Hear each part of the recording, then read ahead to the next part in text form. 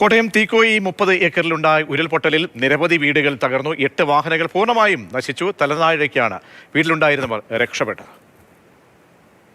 കോട്ടയം തീക്കോയി 30 ഏക്കറിലും വലിയ തോതിൽ തന്നെയാണ് ഉരുൾപൊട്ടലും മണ്ണിടിച്ചിലുണ്ടായത്. ആ കാണുന്ന മലയാണ് ഇങ്ങോട്ടേക്ക് ഒലിച്ച് ഇറങ്ങി വലിയ ഉരുളൻ പാറക്കല്ലുകളടക്കം ഈ റോഡിലേക്ക് വീണ് ഈ റോഡ് പൂർണ്ണമായും തകർന്ന തരിപ്പണമായിരിക്കുകയാണ്. ഏകദേശം 5ഓളം വീടുകൾക്ക് പൂർണ്ണമായിട്ടും കേടുപാടുകളും നാശനഷ്ടവും ഉണ്ടായിട്ടുണ്ട്. അതുകൊണ്ട് തന്നെ ഇവിടെ ഉണ്ടായിരുന്ന പാർക്ക് ചെയ്തിരുന്ന നിരവധി വാഹനങ്ങളും ഉരുൾപൊട്ടലിൽപ്പെട്ടിട്ടുണ്ട്. 2 കാറുണ്ട്, അതോടൊപ്പം തന്നെ 3 ബൈക്കുണ്ട്, 2 പെട്ടിയോട്ട, അങ്ങനെ നിരവധി വാഹനങ്ങൾ ഇന്നലെ രാത്രി 1 മണിയോടുകൂടി ഉണ്ടായ ഉരുൾപൊട്ടലിൽ പൂർണ്ണമായിട്ടും നശിച്ചിട്ടുണ്ട്.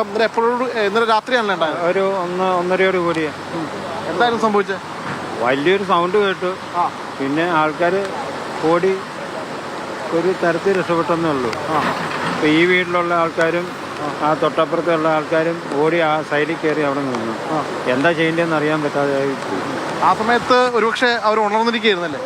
ഈ സൗണ്ട് കേട്ടുകൊണ്ട് അവരേറ്റ് ഓടി പോയത്. അപ്പം ഇന്നലെ ഒരു 12 മണിയോട് കൂടി മഴ പെയ്തായിരുന്നു.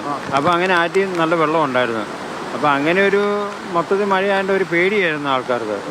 അപ്പോൾ അങ്ങനെ ഇരുന്ന് ഉറക്കം ശരിക്കും അവർ ഉറങ്ങുന്നിട്ടില്ല. അങ്ങനെ ഇരിക്കുമ്പോഴാണ് ഇതും കൂടെ ഒക്കെ ഉണ്ടാകുന്നത്. ആ സമയത്ത് ഒരു മാറി പിന്നെ അവരെങ്ങനെ പുറത്തേക്ക് ഇങ്ങേ സൈഡിലേക്ക് ഇറങ്ങാൻ പറ്റി. ഈ സൈഡ് ഇതുണ്ട്, ആ സൈഡ് മൊത്തം വെള്ളമാണ്. ഈ സൈഡിലേക്ക് ഇറങ്ങാൻ പറ്റി.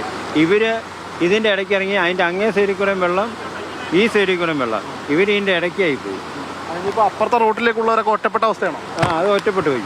അപ്പുറത്തേക്ക് വേറെ പോകാൻ നമുക്ക് ആർക്കും ഒന്നും ചെയ്യാൻ പറ്റാത്ത അവസ്ഥയായിപ്പോയി. എന്തായാലും വലിയ തോതിലുള്ള ഒരു ഉരുൾപൊട്ടൽ തന്നെയാണ് ഉണ്ടായത്. പക്ഷേ ആളപായവും മറ്റു പരിക്കുകളും ഒന്നും ഇല്ലെന്ന് ഒഴിച്ചാൽ ഈ റോഡും അതോടൊപ്പം തന്നെ വീടുകളും ഒക്കെ പൂർണ്ണമായിട്ടും നശിഞ്ഞ് തരിപ്പണമായ ഒരവസ്ഥയാണുള്ളത്. ഒരുപക്ഷെ ഇനിയും മഴ കനക്കുകയാണെങ്കിൽ വീണ്ടും ഉരുൾപൊട്ടൽ ഉണ്ടാകാനുള്ള സാധ്യത തന്നെയാണ്. അതുകൊണ്ട് തന്നെ ഇവിടെയുള്ള ആളുകളെയൊക്കെ ഇവിടെ നിന്ന് മാറ്റിയിട്ടുണ്ട്. ക്യാമ്പും തുറന്ന് പ്രവർത്തിച്ചിട്ടുണ്ട്. സുജയ് എഡ്വേർഡിനൊപ്പം ശ്യാമപ്രസാദ് ഉത്തമൻ, മാതൃഭൂമി ന്യൂസ്, കോട്ടയം.